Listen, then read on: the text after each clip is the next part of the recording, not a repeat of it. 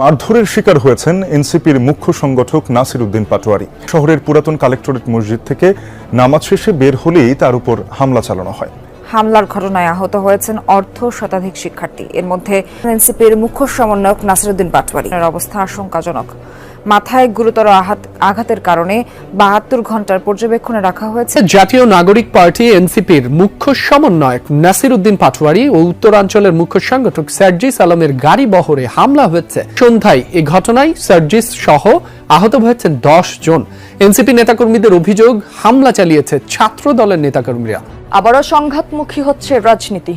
পরপর ২ দিন এনসিপির কর্মসূচি ঘিরে হামলার ঘটনায় পরস্পরকে দায়ী করেছে দল দুটি। জাতীয় নাগরিক পার্টি এনসিপির পদযাত্রায় হামলার অভিযোগ উঠেছে স্থানীয় ছাত্রদলের নেতাকর্মীদের বিরুদ্ধে। এ ঘটনায় এনসিপির মুখ্য সংগঠক নাসির উদ্দিন পাটোয়ারি এবং উত্তরাঞ্চলের মুখ্য সংগঠক সার্জিস আলম আহত হয়েছেন। এ সময় গণমাধ্যম কর্মীদের কয়েকটি গাড়িও ভাঙচুর করা হয়। এবারের জুলাই পদযাত্রায় যেন কোনোভাবেই স্বস্তি পাচ্ছে না জাতীয় নাগরিক পার্টি এনসিপি। দলটির কর্মসূচি ও শীর্ষ নেতাদের ওপর একের পর এক হামলার ঘটনা ঘটছে। খালেদা জিয়ার গাড়ি বহরে যেভাবে আওয়ামী লীগের সন্ত্রাসীরা হামলা করেছিল, ঠিক সেভাবেই এনসিপির। দর্শক, একদিকে এনসিপির নেতা কর্মীদের অভিযোগ, তাদের প্রতি বাংলাদেশের মানুষের গণজোয়ার দেখে সেটা এই বিএনপির নেতা কর্মীরা কোনো মতে সহ্য করতে পারেনি।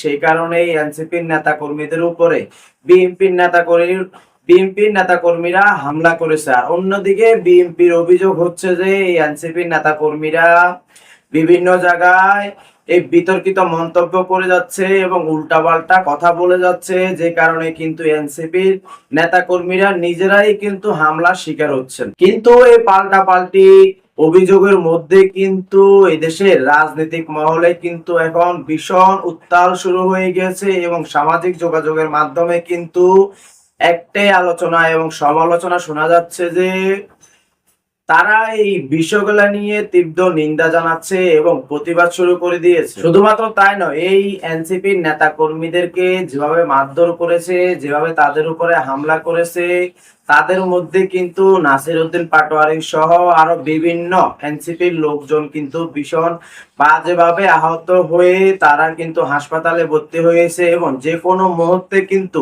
যে কোনো কিছু তাদের হয়ে যেতে পারে। তো দর্শক, এই বিষয় দেখেছেন ভিডিও শুরুতে কিছু অংশ শিরোনামের মাধ্যমে, এবার দেখবেন বিস্তারিত পুরো ভিডিও জুড়ে। এই বিষয়গুলো দেখার পূর্বে আপনাদের কাছে একটা অনুরোধ, আমার চ্যানেলে যারা নতুন আসছেন চ্যানেলটিকে সাবস্ক্রাইব করে দিয়ে অল ক্লিক করে পাশে থাকা বেল আইকনটি বাজিয়ে দিবেন, তাতে করে আমার চ্যানেলের আপডেট নিউজগুলো সবার আগে আপনাদের কাছে গিয়ে পৌঁছাবে। তো দর্শক, চলুন দেখে আসি এনসিপি নেতা কর্মীদের উপরে, বিশেষ করে নাসির উদ্দিন পাটোয়ারির উপরে যে হামলা করেছে, যেভাবে মারধর করেছে, যে কোনো মুহূর্তে কিন্তু তাদের যে কোনো কিছু হয়ে যেতে পারে, সেটা আমরা দেখবো। তার আগে চলুন দেখে আসি এই পাল্টাপাল্টির অভিযোগে কার বিষয়টা সত্যি এবং কি কারণে এনসিপির নেতা কর্মীদের উপরে হামলা করা হয়েছে, সেই বিষয়টা আগে আমরা চলুন দেখে আসি। এই বিষয়টা দেখে পরবর্তীতে ওই বিষয়টা দেখবো। তার ধৈর্য ধরে একটি লাইক করে সম্পূর্ণ ভিডিও মনোযোগ সহকারে দেখতে থাকুন এবং আপনার মতামত কমেন্ট বক্সে লিখতে থাকুন। ভালো করুক, কিন্তু কালকে যে হয়েছে এটা আমরা জানি না, শুধু ফেসবুকে দেখছি যে এদের উপরে আক্রমণ হয়েছে। সংঘাত তো কোনো কাম্য না, একজন আরেকজনের উপরে গণতন্ত্র দেশ, সবারই তো একটা স্বাধীনতা আছে। নাসির উদ্দিন পাটোয়ারি কি নাম, উনি যে কথা বলে এবার কথা বলাটা কাম্য না। উনি আরো সংযত হতো, কথা বলা উচিত। একজন দেশের প্রধানমন্ত্রী বা বিভিন্ন মন্ত্রীদেরকে নিয়ে যে ওই কথা বলে, আর যে আছে কিছু সার্জিস নাকি জানে এগুলো বানা। তবে নাসির উদ্দিন পাটোয়ারির কথা অত্যন্ত খুব একদম বাজে, এভাবে মানুষ কাম্য আশা করে না। একজন যদি একজনের সাথে সংযত না করে তাহলে তো দেশের সমস্যা। যে কখনো আমরা সাপোর্ট করি না যে একটা দল মারমুখী হোক, কারণ সংঘাত আরো সংঘাতকে বাড়ায় দেয়। কিছু বললেও সমস্যা, না বললেও সমস্যা। তো মেনে নিতে মানুষের অভ্যাস হয়ে গেছে বা মানুষ অভ্যস্ত হয়ে গেছে। তো এজ এ বাংলাদেশি আমরা মেনে নেওয়া ছাড়া কোনো কিছু করার নাই। দেশ বিভাগ আছে, সাধারণ মানুষ বিভাগে আছে।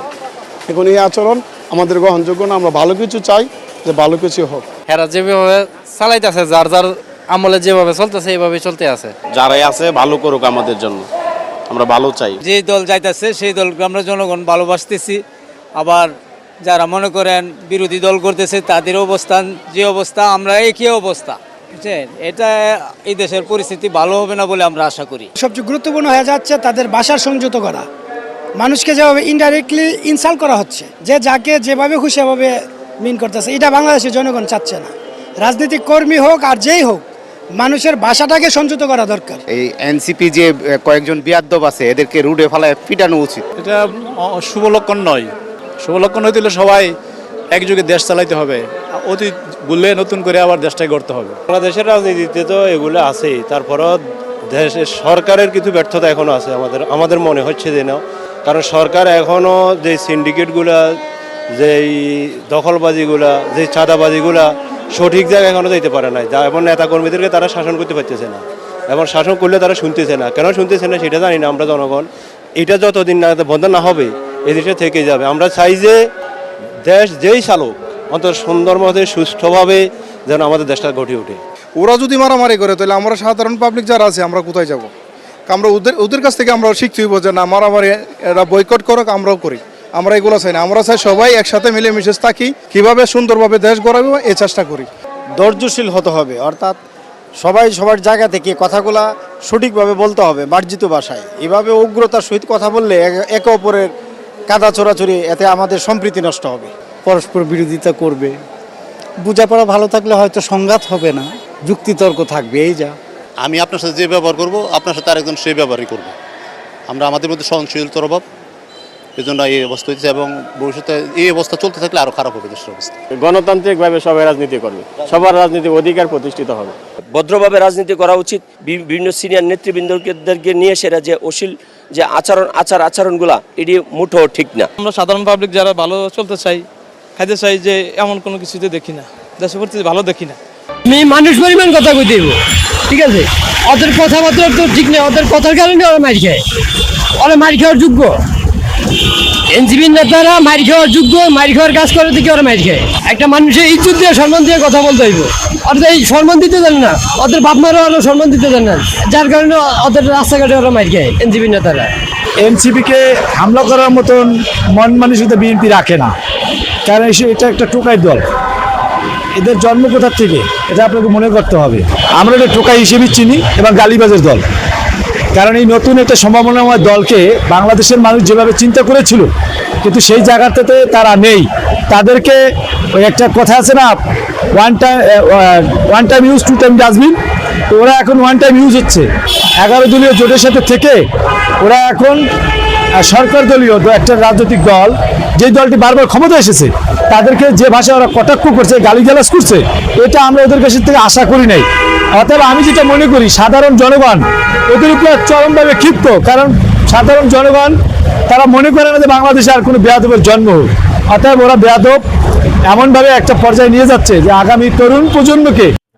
দর্শক, এই এনসিপির নেতা নাসিরউদ্দিন পাটোয়ারি কিন্তু একেবারেই ওসমান হাদির মতো, যে কিনা কাউকে পরোয়া করে না এবং কারো ধার ধারে না, সব সময় সত্য কথা বলে এবং যা বলে একদম সামনাসামনি বলে, একেবারেই কিন্তু ওসমান হাদির মতো।